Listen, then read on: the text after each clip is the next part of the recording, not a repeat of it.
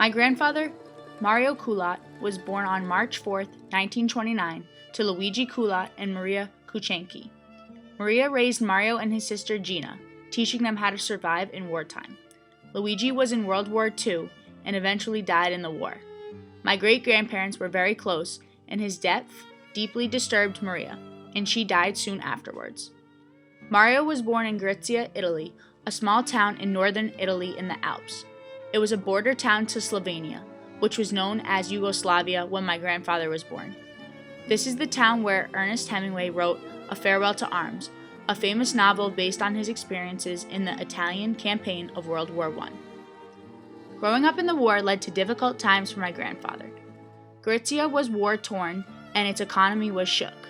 In his town, he witnessed several buildings bombed to the ground, and fighting surrounded him constantly. Mario was careful to stay out of the way of the military. Gorizia was a very fertile land.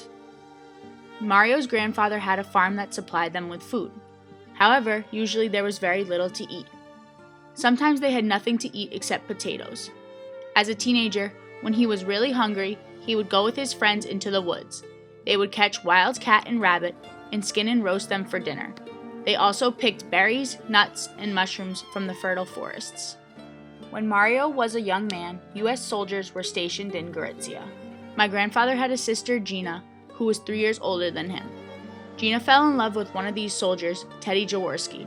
He promised that after the war ended, he would come back to Italy, marry her, and bring her to the U.S. Teddy kept his promise.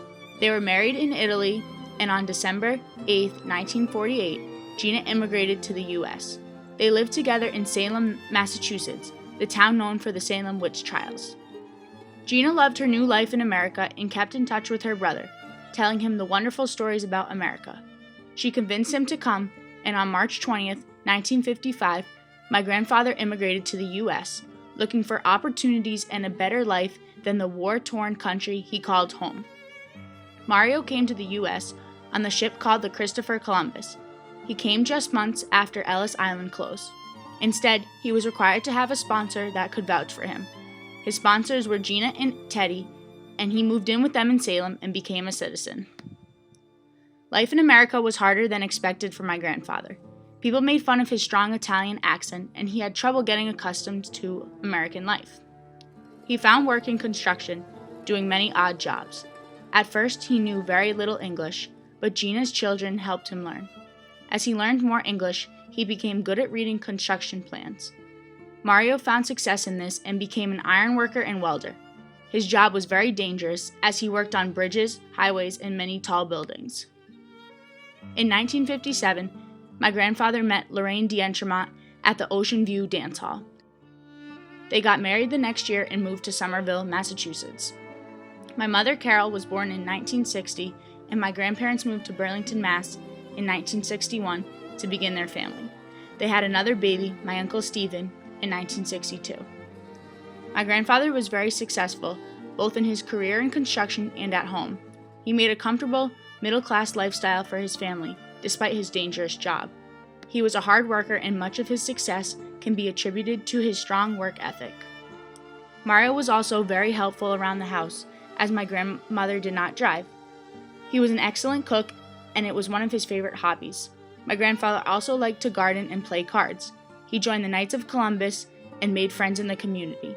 He would go there every Friday night to play poker, drink, and get away from my grandmother for a few hours.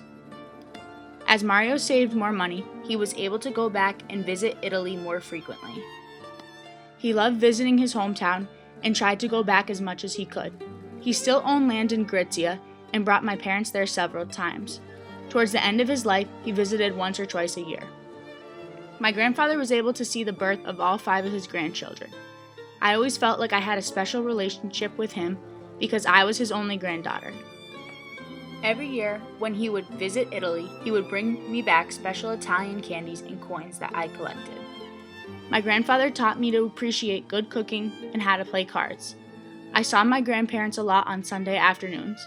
We would watch football, and Mario would cook a great feast, topped off with cannolis for dessert. Mario died on November 18, 2005, when I was 12. At the time, I did not fully understand how much he had accomplished in his lifetime. I am very proud of him for the life he created for his family. My grandfather was so generous to us, and I will always cherish the memories I had with him.